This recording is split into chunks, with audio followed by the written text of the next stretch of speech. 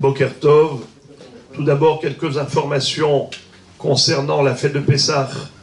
Be'ezrat Hashem, cette année 5782, la veille de Pessah, on n'aura plus le droit de manger le Hametz à partir de 9h50.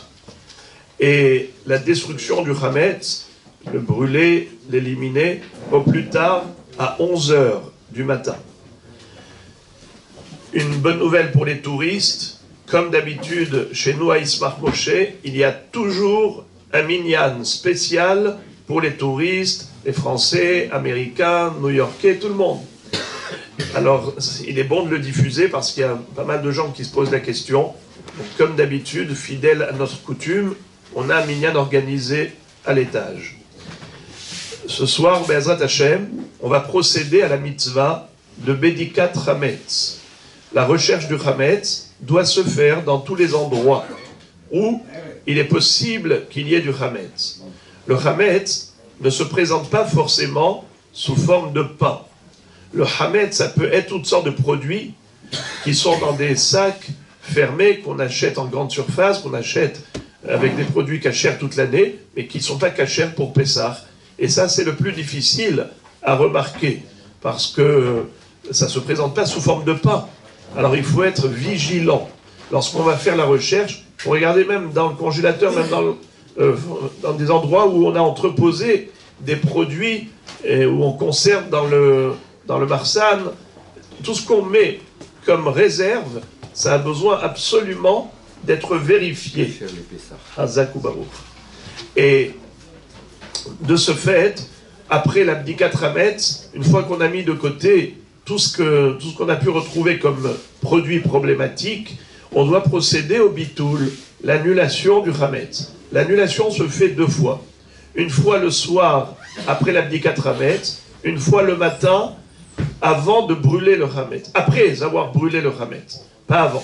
Après avoir brûlé le Hametz. Parce qu'il faut brûler un Hametz qui est à nous, qui n'a pas encore été annulé. Il faut d'abord le brûler et ensuite annuler.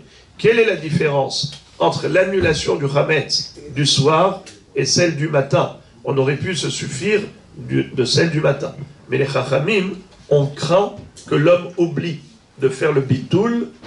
Et donc ils ont dit, on va annexer le bitoul à une action.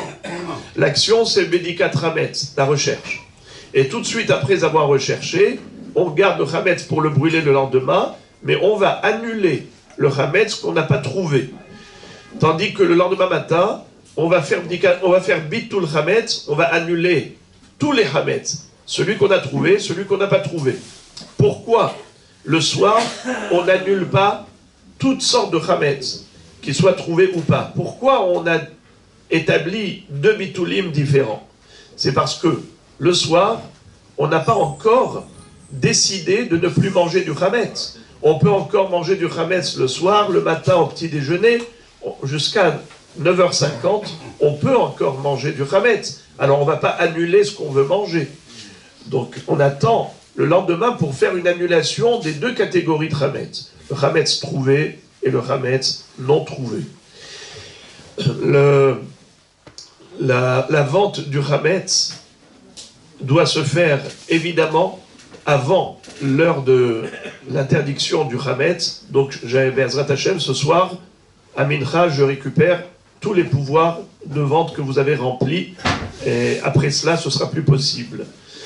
Au moment de la brûlure du Hametz, il faut s'assurer que le Hametz puisse être brûlé, pas dans du papier aluminium. Il y a des gens qui mettent le Hametz, les 10 morceaux, dans du papier alu. Et ce n'est pas toujours brûlé convenablement. Donc il faut ouvrir le papier si jamais vous l'avez mis dedans, ou bien mettre dans un petit sac plastique ou un sac en papier. S'il y a beaucoup de Hametz, alors il y a deux possibilités. Soit on le brûle, mais ce n'est pas évident de brûler des grandes quantités. Alors, il faudrait le rendre immangeable avec de la javel économique, comme ils appellent ici. Le mettre dans un sac, le mettre dedans beaucoup de javel, le rendre immangeable et le jeter à la poubelle. Et ensuite, le petit Hametz qui va vous rester, celui-là, vous le brûlez pour faire le minhag de brûler le Hametz. Car vous le savez, que selon la halacha, on n'est pas obligé de brûler le Hametz. il n'y a que Rabbi Yehuda qui exige. Pour les Chachamim, on peut l'éliminer par d'autres façons. On peut les friter, le jeter à la mer. On peut les friter et l'éparpiller dans l'air de manière à ce qu'il est complètement effrité, émietté, et voilà, il a disparu. Mais le minhag est de le brûler comme Rabbi Yehuda l'exige. C'est la raison pour laquelle le gros du chametz, vous pouvez l'éliminer, comme j'ai dit, en le rendant immangeable pour un chien, en mettant dedans de la javel par exemple, et après vous le jetez à la poubelle. Et le petit morceau qui vous reste, celui-là vous le brûlez pour accomplir la mitzvah de Tashbitou avec le feu, comme l'exige Rabbi Yehuda. Pesach kasher vesamer.